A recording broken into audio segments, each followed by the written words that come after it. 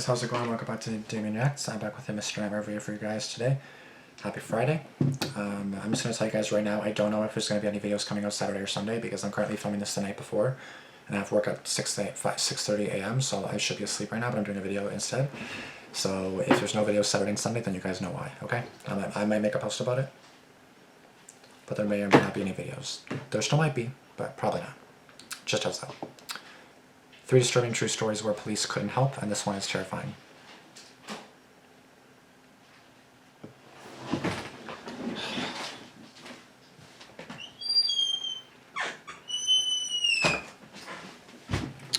Just my cat, we're good. But yeah, this honestly sounds horrifying because 3 disturbing true stories where police could not help. Why not? Like, bro, that's actually kind of scary, to be honest with you guys. Like, why? Why couldn't they help? That's very concerning. So, yeah, that's not good, guys. Anyways, we'll get started. I don't have much time starting. I could have done this video hours ago, but I decided to do other stuff that wasn't necessary, but it was good, so, yeah. So, okay. Yeah, this video I was really keen on seeing right when I saw it, even as a members only video. I was like, bro, this is going to be a great video, I can't wait for it.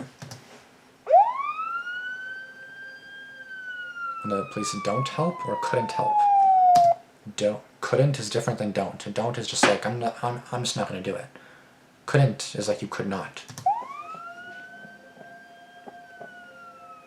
This happened in the fall of 2021 when I was living alone in a rented townhouse in southern Illinois. It was my first time ever living by myself, and even though I was technically an adult, 27, with a full-time job and a stable routine, I still had a lot of nerves about the idea. I'd just gone through a rough breakup, and I thought the silence and solitude might help me process everything.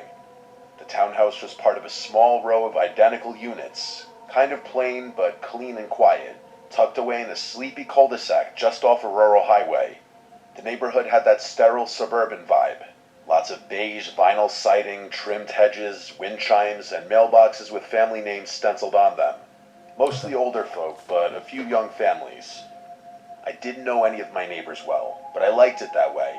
I kept to myself, but almost right away, I noticed one person who stood out from the rest.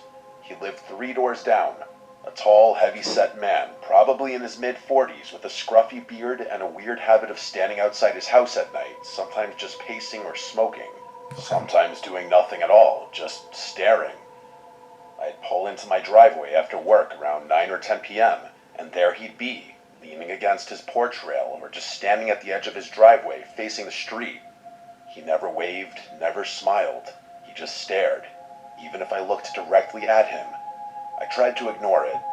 Yeah, like there's nothing wrong with someone being on their porch all the time. Like I have neighbors that are on the porch all the time. They don't look at me. They're just on their book or on their phone. Not on their book, like reading a book or on their phone or doing God knows what, but they're just chilling there, you know? A couple of times I mentioned it to friends or my mom, and they said maybe he was just a night owl or had insomnia, but there was something unsettling about him, like he was always watching but never participating. It wasn't just that he was there, it was the stillness. He didn't fidget or check his phone or shift his weight. He just stood there like a statue. I told myself not to be paranoid, but the more time passed, the more that gnawing feeling in my gut grew. Then the noises started. It was around mid-September when I first heard it. I had just gotten home from work after a long shift. I worked late hours managing inventory at a distribution center, and I usually got in around 10:30 p.m., exhausted, grabbing a bite to eat, and crashing. That night, I fell asleep around midnight. At exactly 2:37 a.m., I woke up to a sound I can only describe as metal scraping against wood. At first, I thought I had dreamed it, but then I heard it again. A long, slow creaking noise, like an old gate opening. My bedroom was on the first floor, at the back of the unit, and I had a sliding glass door with vertical blinds that led to a small, fenced-in backyard. I sat up in bed, heart racing, and listened. There was a pause, then I heard footsteps, soft, crunching sounds, like someone walking slowly across gravel.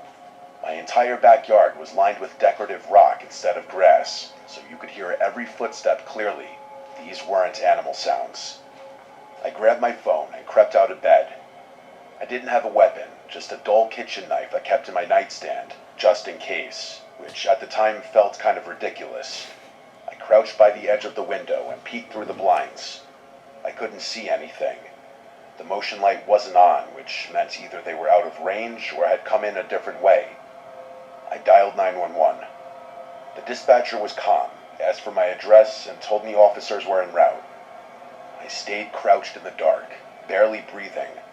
About 10 minutes later, red and blue lights flickered through my front window.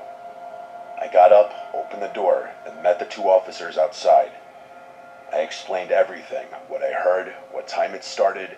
One of them walked around the back while the other stayed with me and asked a few questions. The officer in the yard came back and said the gate was closed and there were no signs of tampering, but said he'd write up a report just in case. They didn't see anyone. No footprints or damage. Basically no crime. One of them actually said, probably just a raccoon, and gave me a look that clearly said, "You're wasting our time." I didn't argue. They left after about 10 minutes. I didn't sleep the rest of that night. The next morning, I went outside to check the backyard myself. That's when I noticed something strange. There was a flat stone about the size of a paperback book, wedged under the bottom edge of the wooden fence gate. I hadn't noticed it before. The gate had a heavy spring that made it swing closed automatically. So I'm just gonna stop right there just before I get deeper into the story. So obviously in terms of the police response, obviously 10 minutes, that's pretty good, you know, like obviously they have to have time to get there. 10 minutes does seem like a long time for police though. When you need them, please be here, you know what I mean? But yeah, it's like, when it comes to that sort of thing, it's like you can't really, like, it's hard to, like, you kind of have to call, like, you know what I mean? Like, yes, he could have investigated more just to kind of see, or yes, he or she, I don't know if it's a guy or a girl. But it's like, you know, I don't know, I feel like you have to, like, investigate a little bit more, but obviously if you hear noises, then you're going to call 911, you know, which makes sense. So if the police are, like, saying, oh, you wasted our time, like, they didn't say that, but they kind of, like, give the attitude, just ignore it, because that's kind of their job to make sure that you're safe and everything, so plus the officer writing a report, yeah, that makes sense, and then the other officer being a dick, I mean, it's like, well, somebody was here, you know what I mean? It's like, how do you, like, yes, they left by now, but I needed you to come here to save me, like, you know, like, I don't get how police get mad, like, that's their job, like, you know what I mean? The stone looked like it had been placed there specifically to stop it from closing all the way. It was subtle, like something someone would do if they wanted to come back later and slip in without making noise. I picked up the rock and tossed it across the yard. I called the police again and told them what I'd found. They told me they'd note it in the report, but again said there wasn't much they could do. I asked if they could talk to any of the neighbors or check for cameras. They said no. Unless a crime was committed, they couldn't investigate. Which, it makes sense, like, you can't really argue that, like, under their, like, perspective, like, they obviously have to have like, oh, what's the reason you're checking cameras, like, oh, someone I think was being weird in the area, like, you know what I mean? It's like, what are you gonna say, like, when the neighbors are like, why are you asking for my footage? They're also gonna question it and say, oh, a crime was committed in the area. That makes more sense. If nothing was happening, then it's like, you can't really blame the police. I'm not gonna lie here, like, you can't, like, the police are great, but, like, they can't do everything, you know what I mean? Like, they can't just do stuff for the sake of doing stuff. I felt like I was losing my mind. 2 nights later, it escalated. At exactly 2:14 a.m., I woke up again, this time to the sound of my back door handle turning.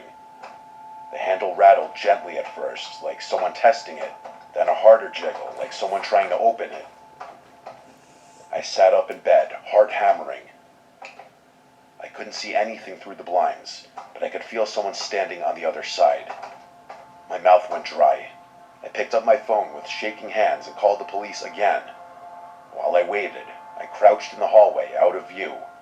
I didn't have a gun or dog, just that stupid kitchen knife. My motion light clicked on, and through a tiny gap in the blinds, I saw a shadow move across the window. It was a man. He didn't run or try to hide. He just stood there. The same 2 officers showed up again. This time, they actually found footprints in the gravel, big ones, heading right up to the door. But again, they said since no entry had been made, there wasn't enough to go on. They promised to patrol the area more often and told me to keep my doors locked. The next day, I installed a camera. It was one of those mid-range Wi-Fi security cams. I set one up above the back door and another above the front porch. That night, I didn't go to bed. I sat in the living room with the lights off, watching the live feed on my phone. Damn. 2:14 a.m. came and went. Nothing happened. Then, at 2:23, the back camera triggered. A man stepped into frame. He walked in through the gate like he knew exactly how to move to avoid the motion sensor until the last second. Damn. He was tall and broad, wearing a black hoodie with the hood up, jeans, and gloves. He walked up to the door, looked up directly at the camera, and smiled. A slow, stretch. Oh my god. That is so fucking creepy. Oh my goodness, bro. That is literally so creepy. Oh my god. People are so fucked. And I'm watching this literally basically right before I have to go to bed too. Fuck, that's a bad idea, bro. Oh my god. Like, imagine, like... Fuck. Out grin. Then he backed up, still staring, and disappeared into the dark. I called the police again, and they came back, watched the clip, and admitted that yes, it was unsettling. But since he didn't break in, didn't damage property, and didn't appear to be armed, there was still allegedly nothing they could do. They wouldn't even ask the guy down the street to check his doorbell cam. I begged them. They said their hands were tied. That night, I packed a bag and slept at a hotel. When I came back the next day, I found 4 muddy handprints on the glass door. 2 high up and 2 low, like someone had crouched down and just rested their hands there for a while, staring in. I moved out a week later. I broke my lease and forfeited my deposit. I didn't care. I couldn't stay there another night. The final straw was the note I found wedged in my mailbox the day I left. It was handwritten in small cramped letters on lined notebook paper. It said, "The cops leave, but I don't."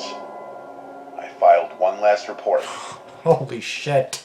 That's so fucking scary. Oh my god. The officer I spoke to that time looked genuinely disturbed by the note. He promised they'd do a wellness check on the neighborhood, but it was too late. I never went back.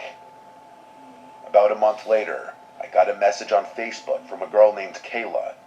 She said she was the new tenant who had moved into the unit after me. Her message said, "Hi, sorry to bother you. I think you used to live here. Did you ever have someone in a black hoodie hanging around the backyard? I keep hearing footsteps at night, and last night, someone knocked on the glass door around 2 a.m. and just stood there." Oh fuck, man.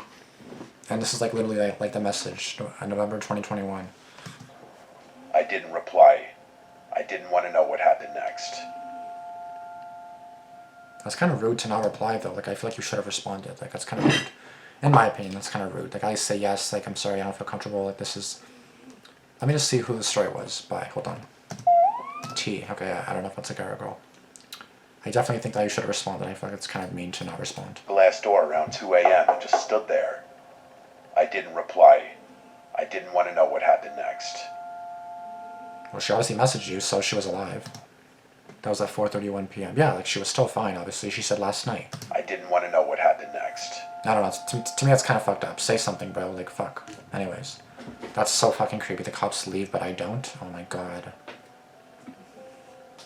Sorry, this is I work Hunter. for a property preservation company. Basically, we handle foreclosed homes, securing them, cleaning them out, winterizing them, sometimes even boarding them up if there's been vandalism. It's not glamorous work, but it pays well, and for the most part, it's quiet. You spend a lot of time alone in houses that used to belong to people who are long gone. Sometimes it's sad, sometimes it's just boring, but every once in a while, you get a house that feels unsettling. This happened in 2020, when I was assigned to clear out a property in a rural part of upstate New York. It was one of those dying places, only one gas station, half the businesses shuttered, roads cracked and overgrown. The house itself was a small, one-story place off a dirt road, surrounded by overgrown brush and woods on 3 sides. No other homes nearby, just trees and silence. According to the file, the house had been foreclosed after the owner, an elderly woman, passed away, and no heirs had stepped forward to claim the estate. The utilities had been shut off for over a year. Our job was to catalog any remaining property, empty it out, and secure it for winter. I drove up on a Monday morning around 9 a.m. with a small box truck and all my gear. From the outside, the house looked intact. Windows closed, door locked, roof fine, just a lot of weeds and vines climbing up the porch. I had to shove the front door open because it had swollen in the frame, but once inside, everything looked pretty standard. It was dusty, stale air and faded furniture. Then my work phone rang. Oh, that was funny. As soon as that happened, my cat was like, "What? Where?" My camera's gonna die. 1 second, guys.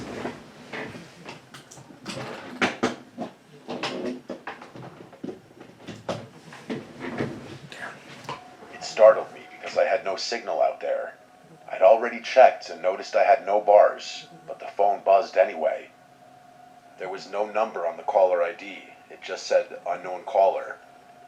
I answered, and there was nothing. Just a low crackling sound, like static. I said hello twice, then hung up. Chalked it up to a glitch. I got to work. I always start with photos, documenting every room, every item. The living room was cluttered with old furniture, lace curtains, some framed paintings. It reminded me of my grandma's house. Heavy furniture, doilies, porcelain figures. The hallway had a smell. Not rot, more like mildew and dust, and something faintly metallic. There were 3 bedrooms. One had been stripped bare except for a sagging mattress on the floor. Another was clearly a sewing room, with thread spools everywhere and a dusty machine on the desk. I took a closer look, and there was a corkboard filled with old newspaper clippings, and they were mostly obituaries. Dozens of them, all clipped out with scissors and pinned carefully to the board. No names I recognized, all local. I moved on. In the master bedroom, there was a rotary phone on the nightstand. I remember stopping and staring at it for a second because I hadn't seen one in years. It was off-white, yellowed with age, with a long coiled cord. The kind of phone that would never ring again because the line had been cut long ago. I moved on to the bathroom. That's when my phone rang again. It said unknown caller again. This time I hesitated. I picked it up, stepped out into the hallway, and answered. Again, nothing. But this time, after about 5 seconds, I heard a whisper. Very soft, so quiet I could barely make it out. It said, "Don't answer the phone in the bedroom." Oh my goodness. Get the fuck out. I quit my job. I forgot what he says he does. Like clean out the... I think he says he helps clean out the I can't say that word. Properties. I'm quitting. Don't answer the phone in the bedroom? How I don't answer the phone ever again? I'm fucking out of here, bro. Oh my god. Then the line went dead. Fuck. I stood there, frozen, heart pounding. The house was dead silent. I checked the windows, all closed. Nobody was outside, and there was no sign of forced entry. My first thought was that someone had pranked me. It's what anyone would think. Maybe one of the other crew guys was messing with me. Hopefully. No one else knew I was there that early. And again, I had no signal. I checked my phone. 1 bar, then nothing. Like it flickered in and out of existence. I tried calling my supervisor, but the call failed. I decided to finish the job quickly. I started boxing up loose items in the living room. Books, figurines, dusty glassware. But the whole time, I felt off. Like I was being watched. Same, bro. I kept glancing toward the hallway, half expecting to see someone standing down there. Then the phone rang a 3rd time. But not my phone. The rotary phone in the bedroom. Oh my I god. heard it from across the house. And then remember, he said don't answer the phone in the bedroom. That's what he said. A shrill, mechanical ring that echoed through the rooms. That phone should have been dead. The line was disconnected. No dial tone and no service. But yet it rang. Oh my like an god. old-fashioned bell. I walked slowly down the hallway toward the bedroom, phone still in my hand. It rang again and again. I stepped into the doorway. The phone sat on the nightstand, the receiver trembling slightly with each ring. There was no chance I was picking up that phone. The rings eventually stopped. I backed out of the room. I wanted to leave, but part of my job was securing the property, and I still had to check the basement. I almost said screw it, but something made me keep going. Maybe it was pride. Maybe I just didn't want to admit how scared I was. The basement door was in the kitchen. I opened it slowly. The stairs creaked as I stepped down, flashlight in hand. There's no way I'd be able to do I that. smelled mold and something like rust. There were shelves along the wall, filled with old paint cans and some broken furniture. In the back corner, there was a small table. On it, a cordless phone, a newer model. It was gray plastic and covered in dust, and next to it, a stack of yellowed notebooks. I picked one up and flipped through it. Each page had a name and a date and a short sentence. Lena H., July 3rd, 2019. Rang once, didn't answer. Carl M., September 12th, 2019. Picked up, warned him. It was more like this, dozens of entries. I dropped the notebook, and my heart felt like it completely dropped out of my body as I looked around the basement, fearing I wasn't alone down there and that someone was watching me from any corner in the darkness. I rushed back up the stairs, looking behind me the whole time, heart in my throat.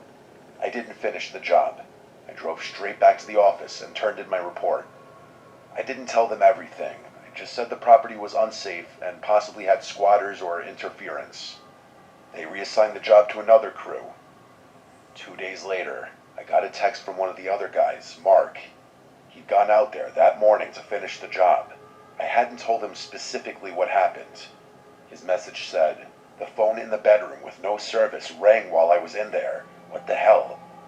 I called his work cell phone immediately, and he told me he didn't answer the phone in the house because he was too freaked out. The next day, Mark apparently quit without notice and never returned to work. Damn. He's not dead or anything. I admittedly looked him up on Facebook eventually, and he posted stuff since then, but I never spoke to him again. I don't know what else he saw in the house, but it must have been something bad enough for him to want to distance himself from this job. My boss did call the police to report the potential squatters after Mark quit, but they found nobody inside of the house. Everything about that house, from its location to its eerie, dilapidated interior, to the phone calls to my cell phone, and that voice on that line, and that damn house phone ringing. It's like I found myself in a legitimate horror movie. That's what it sounds I like. swear it had to be one of two things: an elaborate sick prank or an equally elaborate trap. Bro, well, like, what would have happened if he picked up the phone, though? Like, I'm really curious, like, why don't answer the phone in the bedroom? Oh my god, bro. Like, each story so far, both these stories are freaking horrifying, bro. I can't wait for this next one, but I can't wait for this next one because these are so good, but it's like, fuck, I would never want to be in that scenario, bro. Fuck. Like the note. The cops leave, but I don't. And then this. Don't answer the phone in the bedroom. Bye. Like, what the fuck? God, man, I'm terrified now. How am I supposed to go to bed now? Fuck me, bro. Oh my god. 11:30 p.m. Oh fuck, I gotta go to bed, bro. I still gotta shower as well. Fuck. Yanni. Okay. This happened in 2019. I was in my late 20s, living alone in a rental house in a quiet neighborhood on the edge of town. It wasn't a fancy place, just an older one-story house with creaky floors, thin walls, and a small backyard. But it was cheap, and it came with a basement, which I used to store extra furniture and tools and stuff. I moved in that spring, and for the first few months, nothing strange happened. The house had its quirks. Some pipes rattled when you turn on the shower, and there was this one kitchen cabinet that always swung open on its own, but nothing unusual for a place that old. On its own? The only part I didn't like was the basement. The door was in the hallway next to the bathroom. It was heavy and stuck a little when you opened it, and the light switch for the basement was actually halfway down the stairs, which meant you had to walk down a few steps in total darkness before you could reach it. No. The first time I went down there, I honestly felt weird. Not scared exactly, but uneasy. The single bulb didn't do much to light the corners, and the whole place smelled like old wood. But I didn't have any reason to be down there for long, so I stored my things, shut the door, and didn't think much of it. That changed around late October. I had just gotten home from work. I'm a night shift security guard, so I usually get home around 3 a.m. Damn, 3. Ew, that sucks, bro. I'm a night shift security guard too, but I do days and nights, like tomorrow morning on days. Well, I'm at work right now as you guys are watching this, because I'm working right now. As you guys are watching this, I'm working right now, so. I was heading to the bathroom before bed when I heard something. It sounded like a faint knock. 3 soft taps. It came from behind the basement door. I froze in place. At first, I thought maybe I imagined it. Maybe it was the pipes or the house settling. But as I stood there, holding my breath, I heard it again.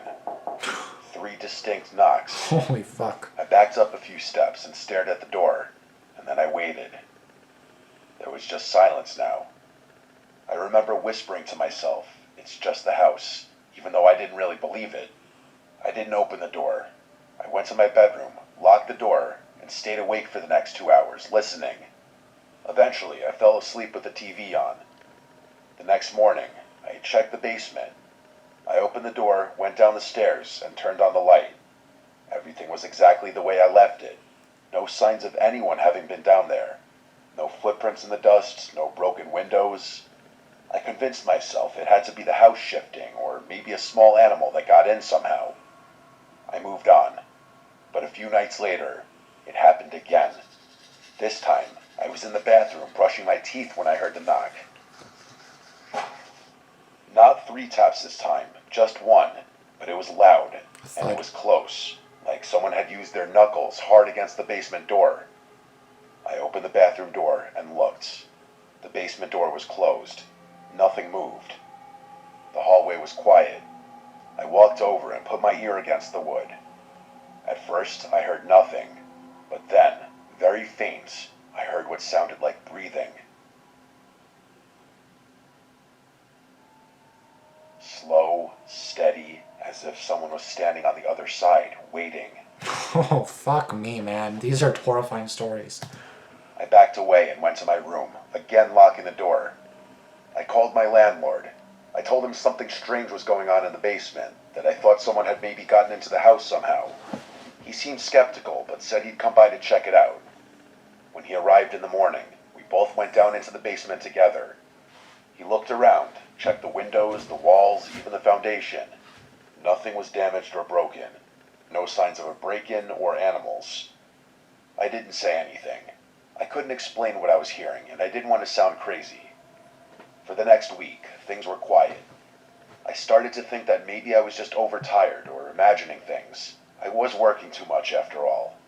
But then, one night around 2 a.m., I was sitting on my couch watching TV when I heard the basement door creak. Not a knock or slam, but a creak, like it was slowly swinging open. I sat up straight and turned off the volume. I could hear it, the slow, grinding creak of the hinges moving. I got up and peeked down the hallway, and the basement door was wide open. Fuck. I hadn't opened it in over a week. I hadn't even touched it. I grabbed a flashlight and slowly walked toward it. I didn't have a weapon, but I had no choice. I had to know what was going on. I stood at the top of the stairs and shined the light down. The basement was pitch black. The bulb wasn't on.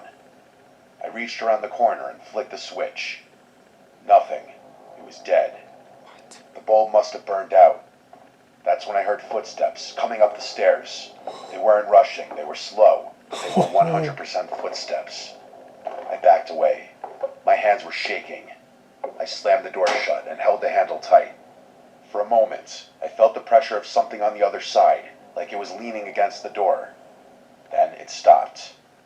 I locked the door and called the police. I told them someone was in my basement. They showed up about 10 minutes later, and 2 officers cleared the house and went down into the basement. I stood in the front yard, waiting, and after what felt like forever, they came back up. They said they didn't find anyone. No signs of forced entry or anyone hiding. What? Nothing was even disturbed. One of them even tried to laugh it off, asking if I'd been watching scary movies. I knew what I heard. After they left, I didn't go back inside right away.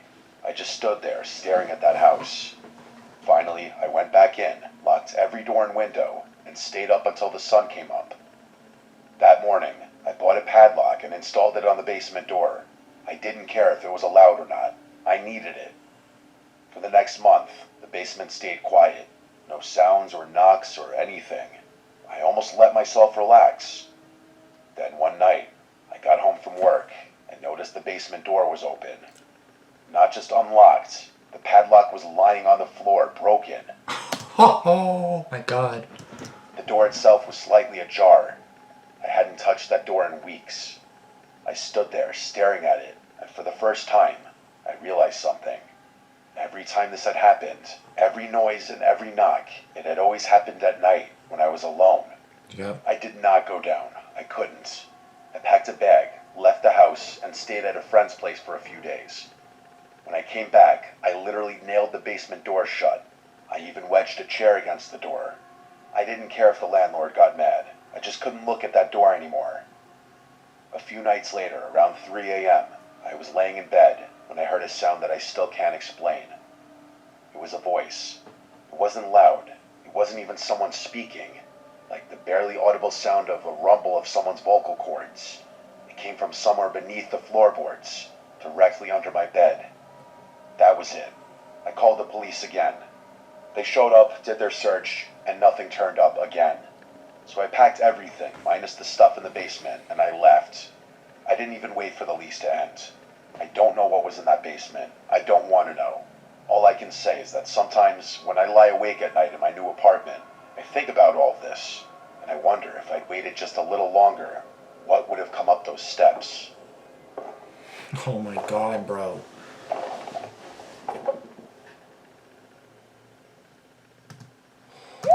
Fuck.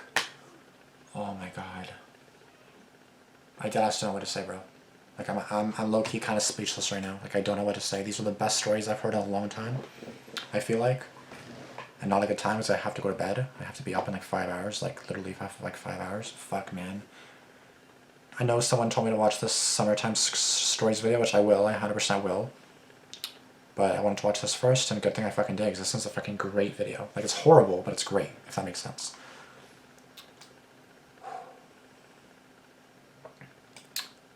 What the fuck? The fuck do you mean you didn't reply, bro? Help her out. Exactly, help her out. The fuck? Like, deadass. What a selfish guy. I know, right? What the fuck? I was pissed too. Why the hell would the person in the first story not text back and warn the lieutenant that they had the same experience and at least give them some advice on what to do? Exactly. Stupid bitch. Like, the fuck? Too much info, I guess.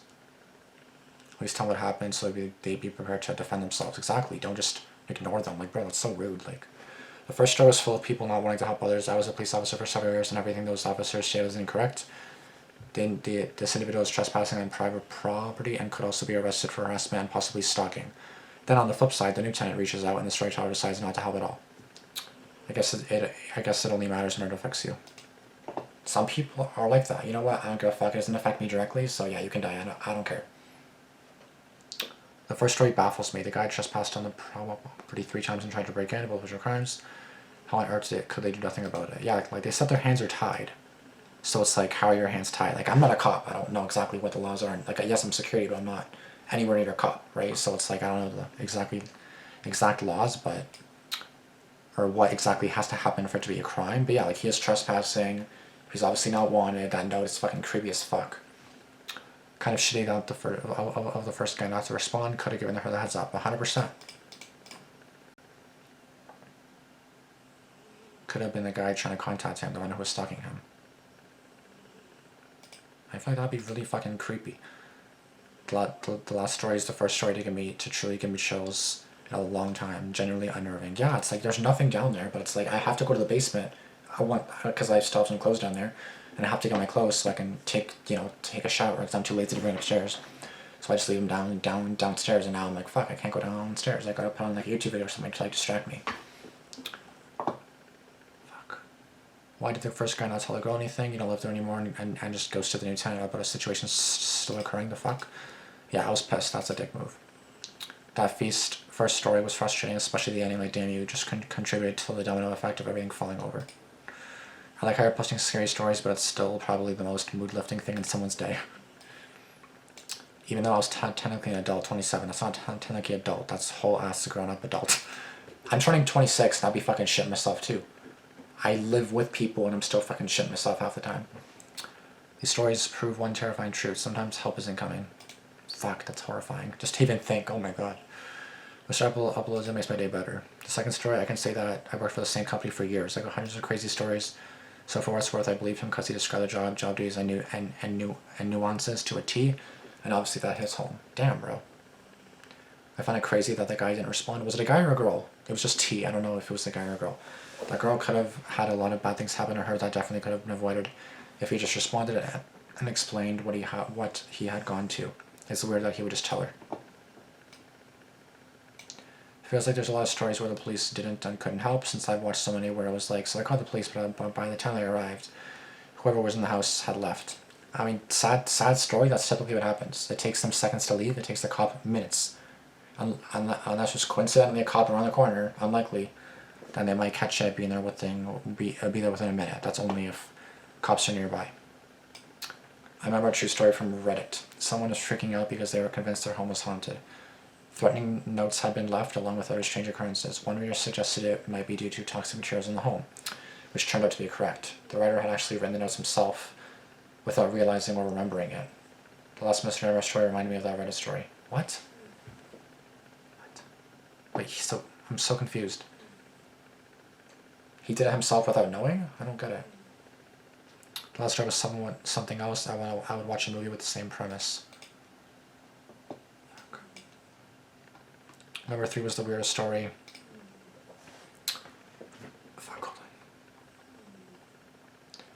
It could be that the guy was hallucinating due to working so late, but it also could be squatter, but the fact that there was no evidence or proof in the basement, it's hard to say what it could be. This is the first time in a long time where I've been genuinely creeped out by all 3 stories. Exactly, bro. I've never, like, literally been into every story, like, as much as it, like, half the time I'm, like, falling asleep. This time I was engaged. Like, I'm tired, but I was engaged. I was like, oh, fuck, oh, fuck, oh, fuck. Like, these were all horrifying. Oh my god. Like, great, but it's like, bro, no bullshit. This is your best video in a while. The second story was creepy as hell. 100%. All 3 were legitimately bone-chilling. 100%, exactly, each one.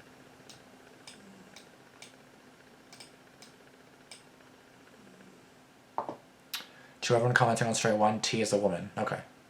Not a guy. Look at 832. It was a Facebook message, not a text. This individual didn't have her phone number. The message looks like someone fishing for info. They didn't ask a single question. They didn't ask them a single question and just said, I think you used to live here, without giving a location for here. Then gave the most generic description of a guy in a hoodie knocking on the door. I probably wouldn't have responded either. It was likely a prompt to catfish their way into finding their new whereabouts. Always listen to your gut. I would fact check. That's honestly true. I guess they could have been. That's what I can't really say about the here. I wouldn't have replied either. Yeah, that is true actually. If you notice, then yeah. It did say like at 32 it was a Facebook message, not a text. What does that have to do with anything though? The student didn't have her phone number. That's true. 832. He disturbed you. I never went back. What? Fuck. We found foot to a... I got a message on Facebook from a girl named Kayla. She said she was the new tenant who had moved into the unit after me. Her message said, "Hi, sorry to bother you. I think you used to live here. Did you ever have someone in a black hoodie hanging around the backyard? I keep hearing footsteps at..." I think you used to live here. Yeah, like they never said, how would this person have known that they lived there? Right? And like, why would you say here? Wouldn't you say the address or something? That's kind of weird. Right? I don't know.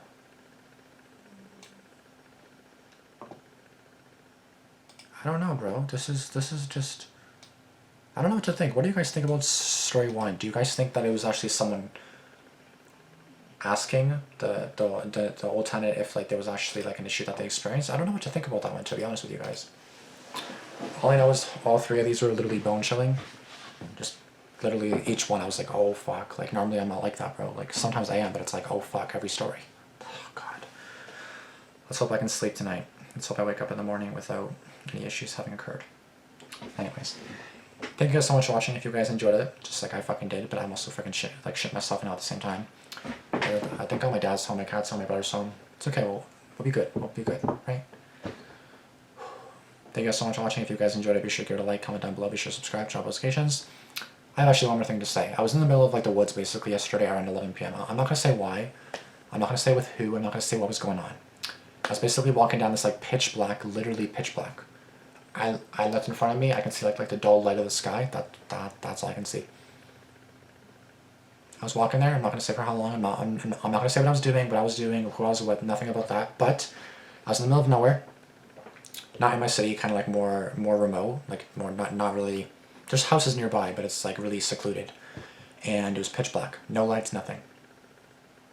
I felt like I was in a Mr. Nightmare video. I was like, for like this right now is the perfect time to be in a Mr. Nightmare video. I think of Mr. Nightmare anytime I go through those woods. You guys are probably wondering what the fuck I was doing there.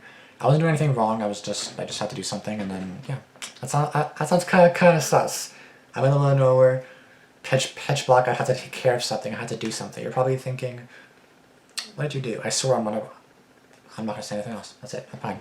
But yeah, basically just don't do what I did. I still do it. Again, there's a reason for it. I'm not gonna tell you guys, but yeah, well, yeah, that's all I got for you guys today. And one time there actually was a guy coming from our backyard. Like it was 11 or 12 p.m. 11 p.m. or 12 a.m. It was summertime. I was in front of my house, right? A house in the backyard, whatever. And I'm just chilling there on my phone, sending voice messages, right? I just like up and down, kind of like the front on my property, but it's just kind of like going up to the sidewalk, right? So like the little path that goes to your house, sidewalk, house. So I'm on this little path, walking up and down the path. That's it.